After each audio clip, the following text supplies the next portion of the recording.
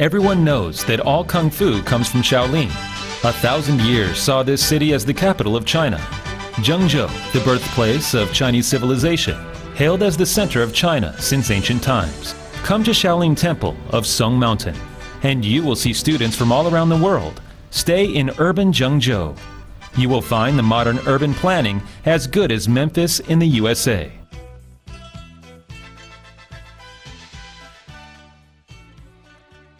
Zhengzhou, a historic city with profound history, is the source of Chinese history, the root of Chinese descendants, and the origin of the Chinese civilization. In the Henan Museum, take a glimpse of this historic city. At the Dongfeng Observatory, listen to the story of the Duke of Zhou. This is a place full of a sense of history and mystery. Hello everyone, welcome to Joy in China. I'm your host Dave Hennessy. Today we'll visit the historic city of Zhengzhou. Henan, also called the Central Plains, is the origin of Chinese civilization, through which the Yellow River flows from west to east, and has been the cradle of the Chinese nation. Mount Song, one of the first pieces of earth on this planet, is also located in this province.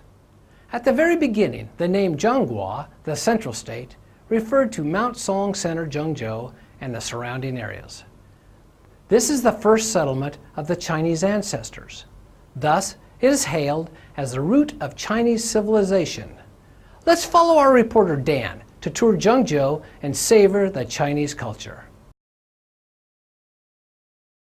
Zhengzhou is a historical and cultural city in China and one of the 8 ancient capital cities of China.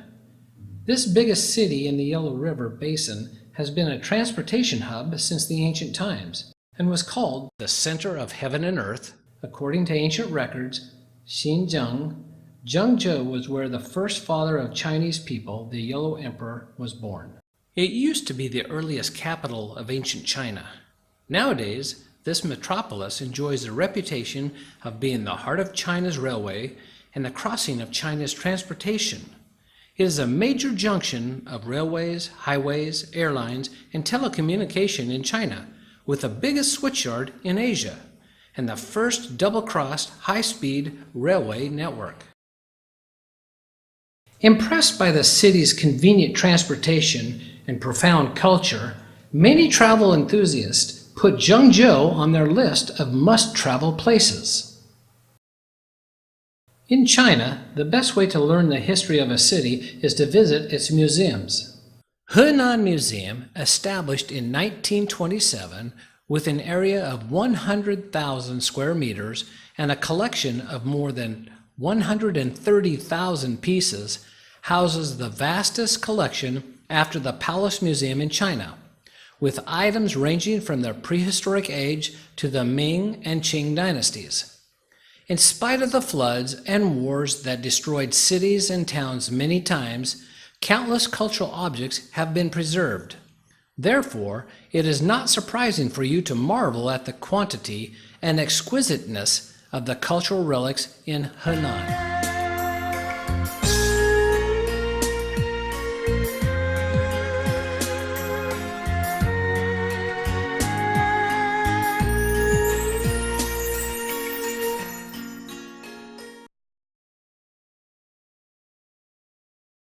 Hello everybody, I'm Dan. I'm here at the Henan Provincial Museum in Zhengzhou. This museum contains the city's most concentrated display of culture and history. And in a moment, we're going to talk to one of the museum's expert guides to find out more about what can be unearthed here. Hello, I'm Dan. Hello, I'm Laura. Nice to meet you, Laura. Nice to meet you too. Welcome. Thank you. So you'll be our guide today Yes. at the Henan Provincial Museum. Yes. Okay. The first thing that I notice standing outside the museum is the distinctive architecture. What is this meant to symbolize? Now, here you can see this building looks like the ancient observatory of China. And the ancient observatory was built in Yuan Dynasty about 700 years ago. by Guo Shoujing, now located in Dongfeng County in Henan Province. Okay. So this was to look at the stars and make calculations based on the movements that people could see. Yes. Okay. And once we go inside, what kind of things will we be able to see? You can see many cultural relics which excavated from Henan. Now you know this Henan Museum had built up a collection of 140,000 pieces, and most of this collection were excavated in Henan because Henan is the birthplace of ancient Chinese civilization. Wow, that's a lot of pieces. What's the time period that they cover?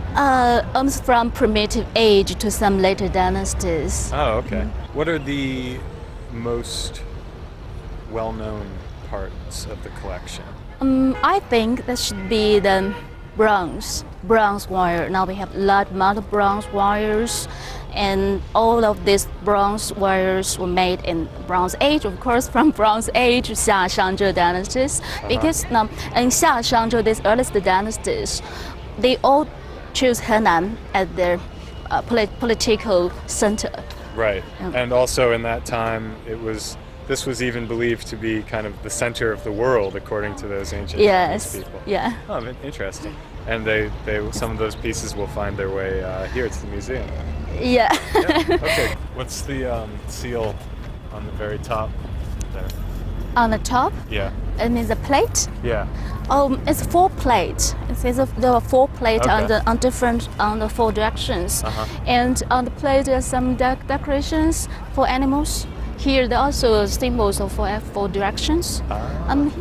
This should be the bird, phoenix. Of the ancient time, the phoenix was god of source. So that's the source. And in the nose, in the opposite direction is the nose. You can see the turtle and the snake, the combination of turtle snake called 玄武. Oh, so this is something we don't see very much in modern times, right? Yeah. It's kind of the ancient way of assigning different animals to different directions. Yeah, this is from Chinese culture. And on both sides, as you can see, the east on the west, this is west. We also use tiger to mean the west, and then the other side is dragon. Oh, cool. Dragon means east. Great. All right, so we're here at the entrance, and in a moment we'll go look at the collections and all the history and culture. Yeah. Laura, we're entering the museum now, and the first thing we see in the lobby is this giant bronze sculpture of this man with his hands outstretched, sort of holding apart 2 elephants. It must be pretty important because it's really the centerpiece of the entrance area of the museum. What does this mean? What's the symbolism? It's a symbol of Henan Province. Has a short name. Every province has short name for them. Of course, for us, for Henan Province, also has a short name. This brief name is Yu. Right. Okay. Chinese character. Chinese only character. one Chinese character, and this character was invented over 3,000 years ago. Appeared in the Oracle inscription, and at that period, that's a pictographic character, which were written like man did elephant. So that's just the symbol of Henan. Do you know the name of painting? Yeah, I think this looks like a version of yin yang, right? Or Yeah, that's yin and yang. Yin means the dark part, and yang means the light part. Okay. And why this? Just because the ancient thought of Chinese, our Chinese believe all the things in the world consist 2 aspects, white and black. Okay. And we should keep balance of these 2 parts. I see. But this is not a normal yin yang, right? It has a circle in the middle. Yeah, it's little exaggeratedly. Okay. The museum has a rich and fine collection, including a crane bone flute made 8,000 years ago, a polychrome pottery twin jar made 6,000 years ago, the Jun, an owl-shaped bronze wine container of the Shang dynasty made 3,000 years ago, and a piece of rare bronzeware, a square vase with the design of a lotus and crane made 2,500 years ago during the spring and autumn period. So Laura, you mentioned earlier that the bronzes are some of the most valuable and important pieces that are housed here in the Henan Museum. Is that what we're looking at now, a bronze piece? Yes, it's a bronze hu. Oh. It's a wine container made 2,500 years ago. Wow. And who was this made by or for? Who owned this thing? This bronze container was owned by a Duke of Zheng State. Now, I think I should tell you something about the historic background of this period. Zheng State was one of the local states of Zhou dynasty. Okay. Zhou dynasty had two parts in Chinese history, Western Zhou and Eastern Zhou. Eastern Zhou dynasty is most turbulent period for Chinese history. It spanned 500 years from 8th century BC to 3rd century BC. It's a period for social reform. The emperor became weaker and weaker, and the nobles all became stronger. So every noble engaged themselves into the hot war. It was made for the Duke of Zheng State. This duke was a controller of the Zheng State, of this local state, and the capital of Zheng State was Xinzheng. Now the airport of Zhengzhou located there. That's now located nearby the modern Zhengzhou airport. Yeah.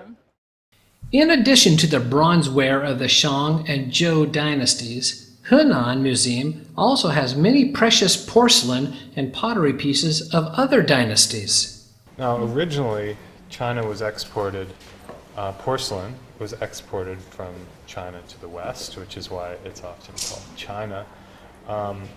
But this looks like it's starting to show some Western influence. Yeah, of course. Okay. That's very late. Qing done very late.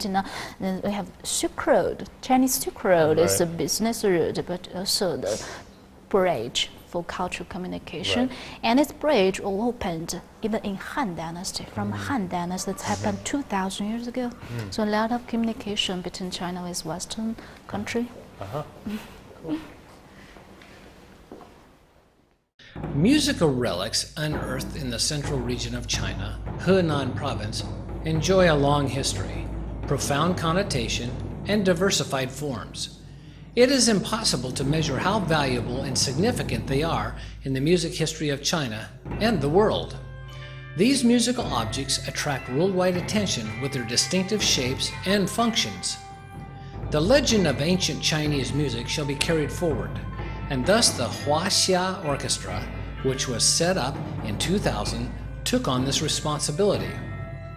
The orchestra creatively blends music with archaeology, exhibition with performance, entertaining visitors with a fantastic visual and audio feast, and promotes the musical instruments such as the bronze chime, bone flute, stone chime, the drum, qin, si, xiao, qing, xuan, and pipa.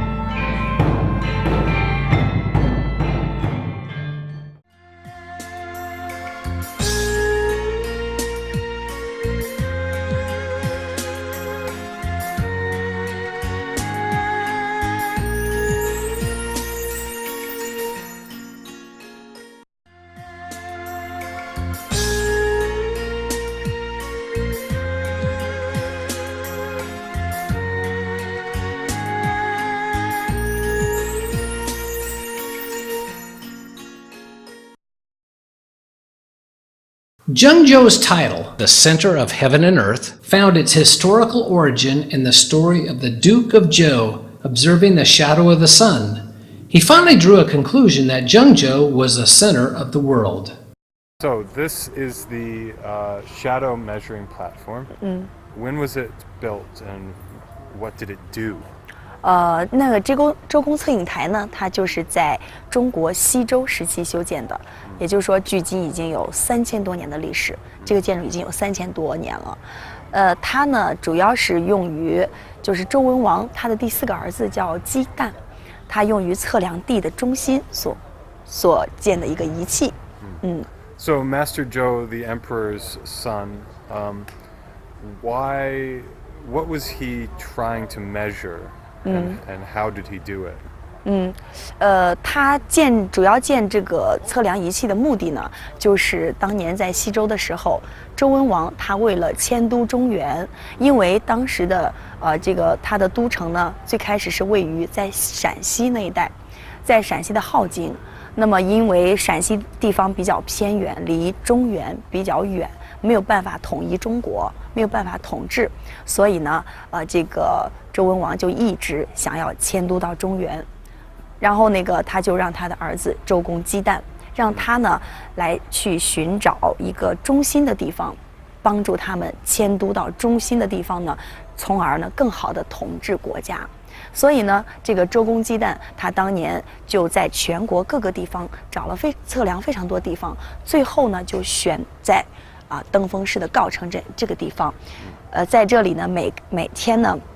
这个叫圭表测量法，每天呢在这里，刚开始是立了一个木杆，然后下面建了一个土圭，每天测量日影、太阳变化、影子的变化，测量它的变化规律，然后从而呢就测得一年之中影子最短的一天为夏至日，影子最长的一天呢为冬至日，影子等长的2个季节这个就是分别为春分和秋分所以呢，他当年在测得这个1年4季4个节气之后呢，然后从而又测得了中国的24节气。我们当地百姓有说的“谷雨前后，点瓜种豆”，方便了百姓们的农业活动，所以呢，利于百姓，百姓自然就很顺从他们，然后呢，也帮助他们顺利的迁都到中原。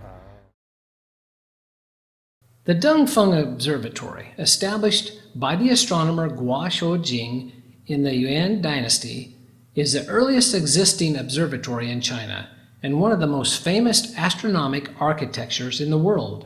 It was used to observe the movement of the sun and to start and record time. The design of the Henan Museum was based on the shape of the observatory. Next, let's look into how the observatory works.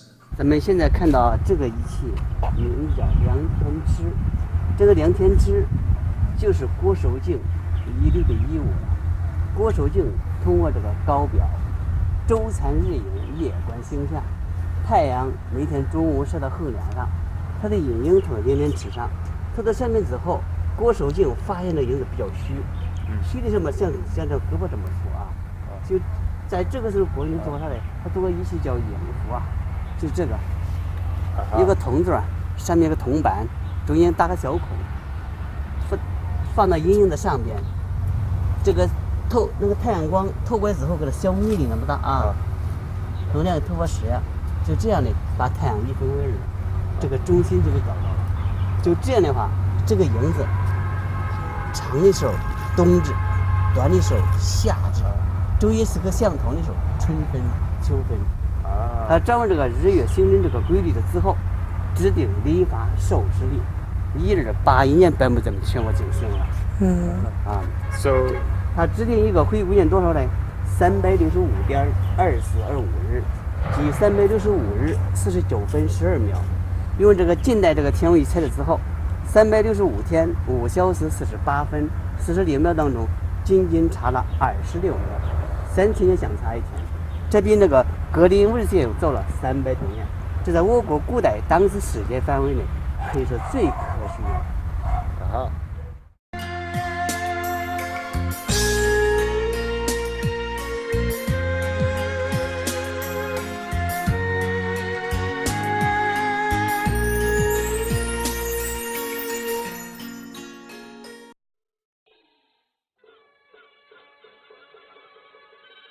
Every city in China has a guardian, and people call it Chenghuang, city god or town god. The place where the Chenghuang is enshrined is the Chenghuang Temple. In ancient China, Chenghuang temples were built all over the country, and they were the combination of traditional culture and the art of building. It is believed that the Chenghuang Temple can protect the people in a particular place where the Chenghuang and other deities are worshipped. So many people devoutly pay respect to these deities every year for peace and good luck. Let's walk into Zhengzhou Chenghuang Temple and meet the mysterious Chenghuang. 城隍是什么意思？这个城隍呢，二字呢，从字面上解释呢，城呢是城墙，隍呢是没有水的城壕，俗称呢护城河。就说古代呢，把守护城市安全的神呢，称为城隍。啊，就是这个人吗？啊，对对，就是这个。我们里面就进去就看着那个大人，是。对对对。他是谁？这个呢，是我们这个郑州城隍供奉的，就是寄信。寄信呢，就是说是楚汉相争的时候，汉王刘邦手下的一个大将。Yellow Emperor is the initiator of Chinese civilization and the ancestor of all Huaxia Chinese. Therefore, the culture of Yellow Emperor marks a source of Chinese culture. In Xinjiang, the hometown of Yellow Emperor, people held grand ancestor worship ceremonies in order to carry forward the Huaxia civilization. Since the first ceremony in 1992, the worship has been held on March 3rd in the lunar calendar every year, attracting lots of Chinese people from the United States, Japan, South Korea, Canada, Hong Kong, Macau, and Taiwan. They come together to search for their roots and worship the same ancestors. The grand ceremony serves as a close bond to bring together the Chinese descendants.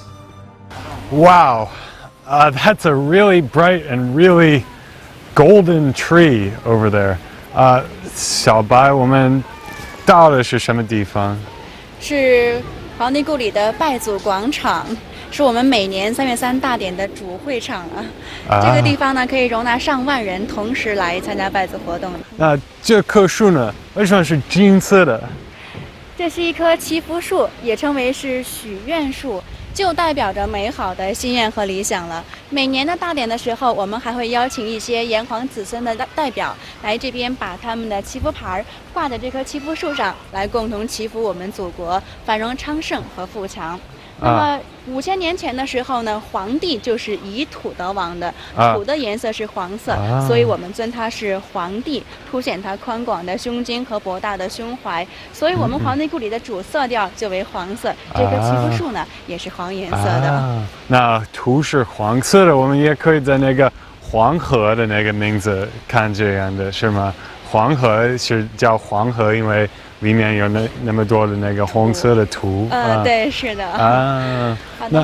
那边有也有那个皇帝像，对，去看一下吧。好，这边请。